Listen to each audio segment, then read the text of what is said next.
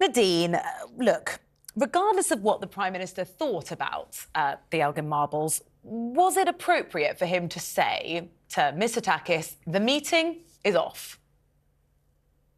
No, it's highly inappropriate, incredibly undiplomatic, and a real faux pas because Greece is actually one of our allies.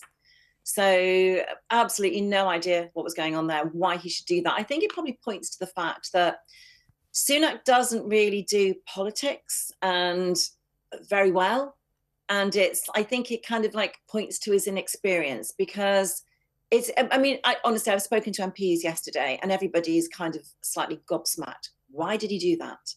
He's a visiting head of state, a visiting prime minister, Sunak's equal into his country. It's where you roll out the red carpet, you're hospitable, and you have talks that will be beneficial to both of you. And Greece is an ally. It's an ally we should look after. And it was a snub. It was rude. Honestly, it's almost unbelievable. Nadine, welcome. So good to have you on, sweet. I was saying to Peter Cardwell earlier, for me, don't really care about the marbles. For me, it was a little petulant. And he's done it a couple of times. He did it with the Supreme Court. He did it yesterday.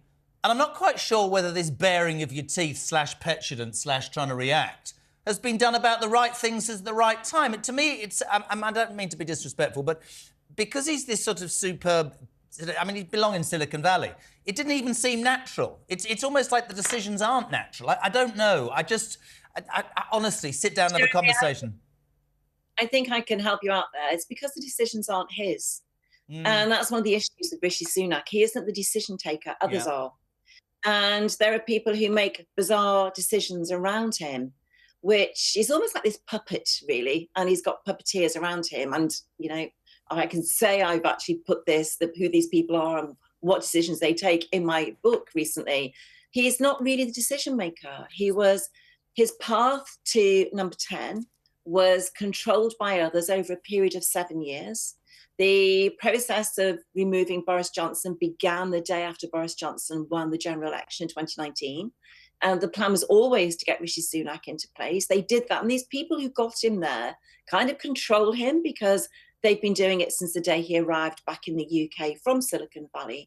So, I doubt the decision to snub the Greek Prime Minister in what was an incredibly rude way. I doubt that was his. It was a decision he was told he has to take, and he did. And the backlash is, what we're seeing now is what people accused Boris Johnson of being guilty of. Poor decisions, chaos, when no you talk reason. About poor decisions, Nadine, who do you think's pulling the string then? Who don't start her on that. We'll be here till 10. Read the book, Rosie. Yes, Rosie, I'll drop you one off tomorrow. You haven't sent me one yet, Nads. I think... Oh, well, I'll leave one behind for you. An hour ago, we were talking to Quentin Letts, who was kind of cheerleading Rishi Sunak's decision. He said, look, he says, you disrespect me. We had an agreement to say we're not going to talk about this. You went out publicly on Sunday and made comments. So, that's the meeting off. Quentin Letts' view was that with the public, this might play quite well.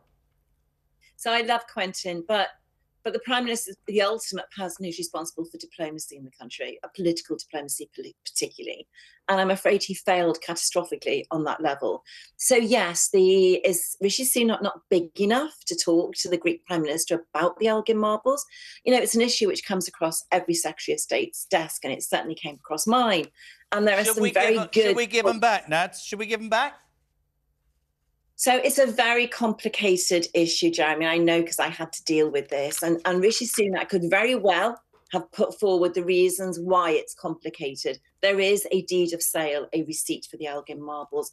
They were brought here under the auspices of the Greek officials. There is a legal kind of binding agreement around those marbles. It isn't easy just to give them back. George Osborne has been putting forward a proposal to long-term loan the marbles back to Greece. Rishi Sunak could have at least said, let's talk about, loan agreements. It's such a complex legal issue. So we would give the idea of us saying, look, you can borrow them.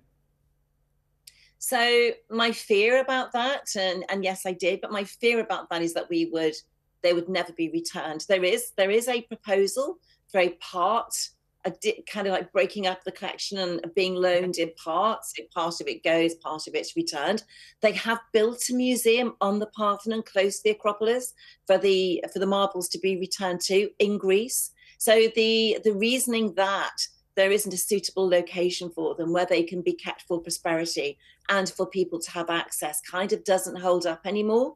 So it's a really complicated issue. I don't think any answer is the right one, really. Nadine, I've got 30 seconds very quickly. The COVID thing's a waste of money. It's taking too long. It's going to be 2026. Matt Hancock tomorrow will be box office. Just a very quick opinion. All they seem to be talking about is who sent what WhatsApp message and swore at whom. I was rather shocked yesterday that Govin asking where this started, which would be quite important, would it not, to find out how you could stop it in future, was cut down by the KC. A quick response to that, Nadine?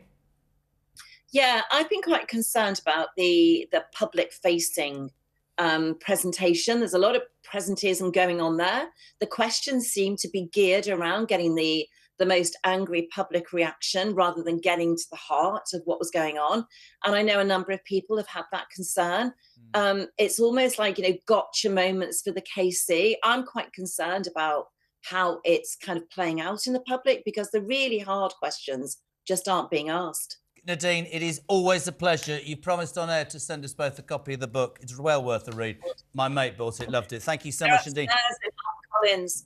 Good man, thank you. Oh, good woman, right? Nadine, that was good, wasn't it? Nadine, thank you. It sounds like Nadine actually agrees with what the Prime Minister's done, but not his approach. Yeah, I think that's probably because she doesn't think he's a very good Prime Minister. Now,